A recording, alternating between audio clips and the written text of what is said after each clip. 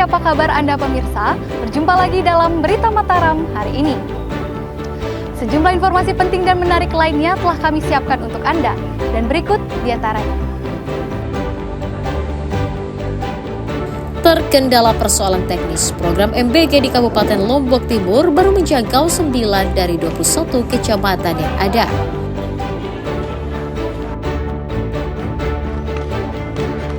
Tergiur gaya hidup mewah, seorang wanita di Mataram nekat jual motor temannya lewat media sosial.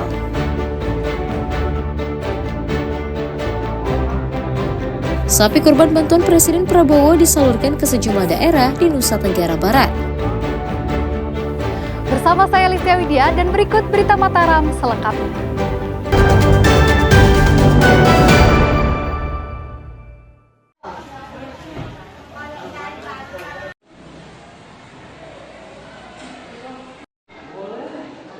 Program makanan bergizi gratis di Kabupaten Lombok Timur masih belum merata dan baru menjangkau ribuan siswa di sejumlah wilayah.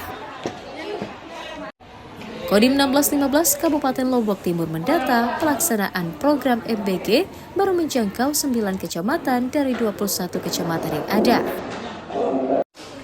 Petugas juga mencatat program unggulan Presiden Prabowo Subianto tersebut baru menjangkau 3.144 siswa sekolah dasar dan menengah di 175 lembaga pendidikan. Untuk mengoptimalkan mutu dan pelaksanaan program MBG, tim ahli gizi dan TNI memperketat proses penyiapan hidangan dan distribusi makanan ke sekolah. Saat ini yang sudah berjalan di Kabupaten Lombok Timur ada di 10 titik. Itu ada di 8 kecamatan yang saat ini sedang operasional.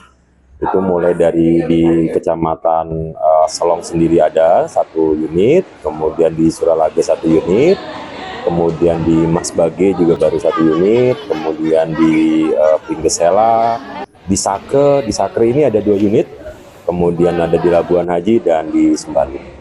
Jadi memang dalam satu MBG ini sesuai dengan konsep awal itu bisa untuk menangani kurang lebih sekitar 3.000 anak-anak. Selain berharap pelaksanaan program MBG dilakukan merata ke seluruh sekolah, dan tim juga mendorong agar sumber bahan makanan yang dimasak dibeli dari petani lokal. Mutadi melaporkan dari Kabupaten Lombok Timur.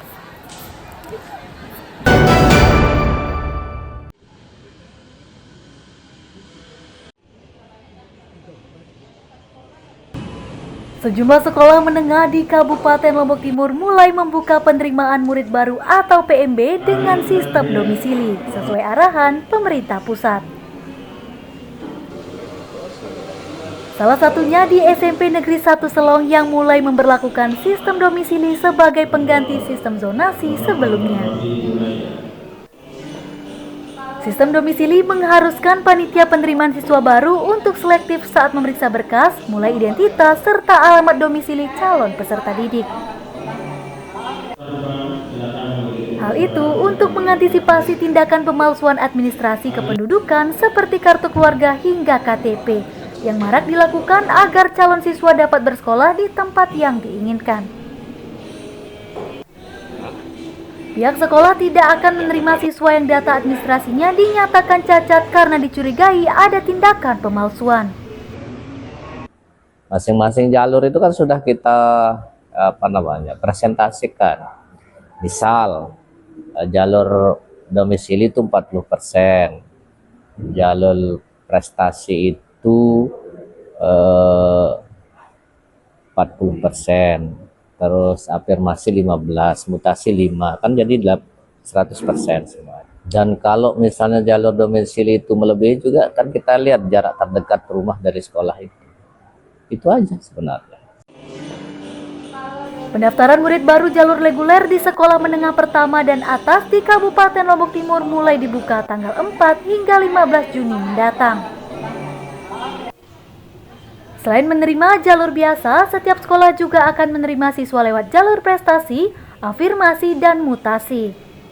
Mutadun melaporkan dari Kabupaten Lombok Timur.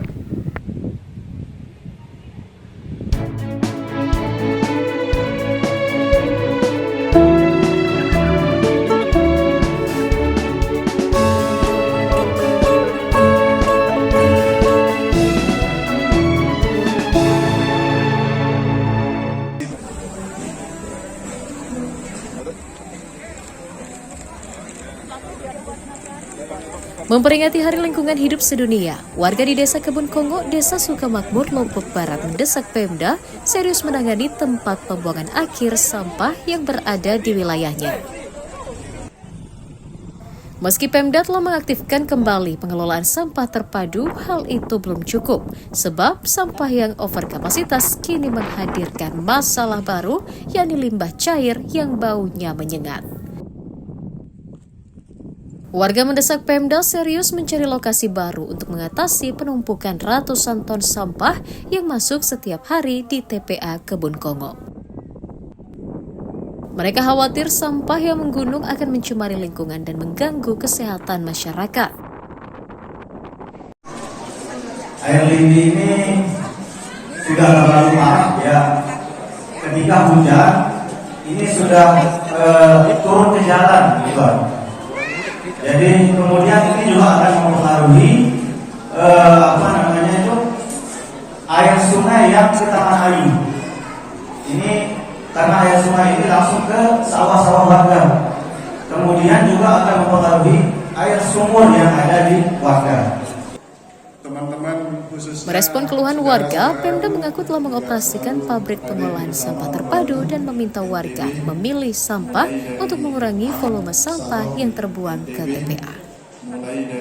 Ya, satu dengan mengurangi debit sampah yang disuplai. Jadi sedapat mungkin masalah sampah diselesaikan langsung di masing-masing lingkungan, masing-masing dusun.